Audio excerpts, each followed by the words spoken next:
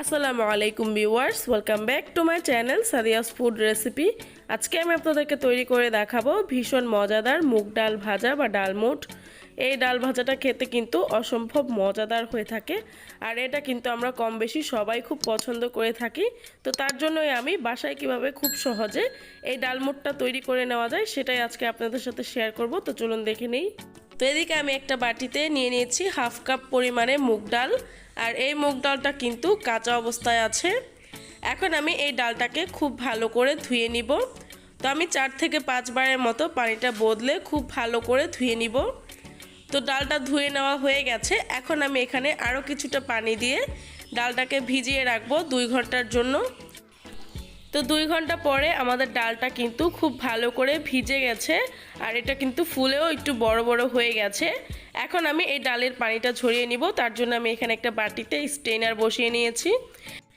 তো এখন আমি ডালটাকে স্ট্রেনারের মধ্যে ঢেলে পানিটা ঝরিয়ে নিচ্ছি। আর ডালটাকে আমি এরকম একটু ছড়িয়ে 5 মিনিটের মতো রেখে দিব। তো 5 মিনিট পরে আমি একটা কিচেন টাওয়াল দিয়ে ডালের মধ্যে যে অবশিষ্ট পানিটা আছে সেই পানিটা মুছে নিব। আপনারা চাইলে কিচেন টিস্যু দিয়েও এই কাজটা করে নিতে পারেন। আর এই কাজটা কিন্তু অবশ্যই করে নিতে হবে, তা না হলে কিন্তু ডালটা যখন ভাজবেন তখন কিন্তু তেলটা গায়ে ছিটে আসার একটা চান্স থাকে। তো আমি ডালগুলোকে খুব ভালো করে মুছে নিয়েছি। দেখতেই পাচ্ছেন ডালটা কতটা ঝরঝরে হয়ে গেছে। এখন আমি এই ডালগুলোকে ভাজতে চলে যাব। তো তার জন্য আমি এদিকে একটা প্যানের মধ্যে পর্যাপ্ত পরিমাণে তেল গরম করে নিয়েছি। এখন আমি এই ডালগুলোকে একটা স্ট্রেনারের মধ্যে অল্প অল্প করে নিয়ে ডালগুলোকে ভেজে নিব। তো ডালগুলো ভাজার সময় কিন্তু অবশ্যই একটা চামচ দিয়ে নেড়েচেড়ে নিতে হবে, তা না হলে কিন্তু নিচের ডালগুলো পুড়ে যেতে পারে আর উপরের ডালগুলো কাঁচা থেকে যেতে পারে। তো আমাদের ডালগুলো কিন্তু ভাজা হয়ে গেছে, আর এটা বোঝার উপায় হচ্ছে যখন দেখবেন ডালের উপর থেকে বুদবুদটা অনেকটাই কমে গেছে তখন বুঝবেন ডালটা ভাজা হয়ে গেছে। তো এদিকে আমি আরও কিছুটা ডাল ভেজে নিচ্ছি। তো আপনারা চাইলে কিন্তু সবগুলো ডাল একসাথে ভেজে নিতে পারেন। সেক্ষেত্রে আপনারা ডালটা ভাজা হওয়ার পরে ডাল সহ তেলটাকে কিন্তু একটা স্ট্রেনারের মধ্যে ঢেলে দিতে পারেন।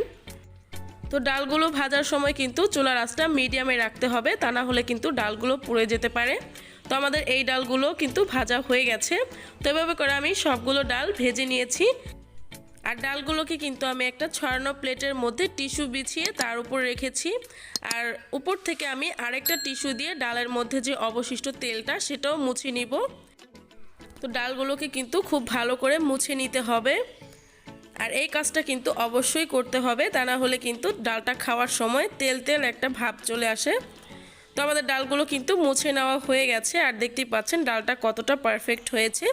এখন আমি এই ডালগুলোকে একটু টেস্টি করার জন্য এখানে একটা বয়ামে ডালগুলোকে ঢেলে নিব।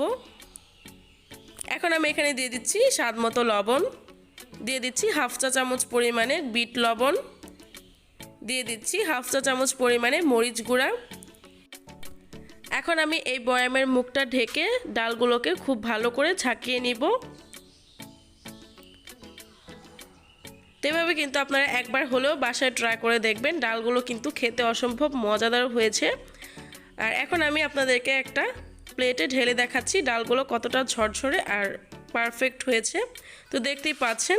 তো আশা করছি আজকের রেসিপিটাও আপনাদের ভালো লেগেছে। ভালো লাগলে প্লিজ আমার চ্যানেলটিতে সাবস্ক্রাইব করে দিবেন, আর পাশে থাকা বেল আইকনে ক্লিক করে দিবেন। আপনারা চাইলে আমার ভিডিওতে লাইক শেয়ার কমেন্টও করতে পারেন। আর এতক্ষণ আমার সাথে থাকার জন্য আপনাদের সবাইকে অসংখ্য ধন্যবাদ।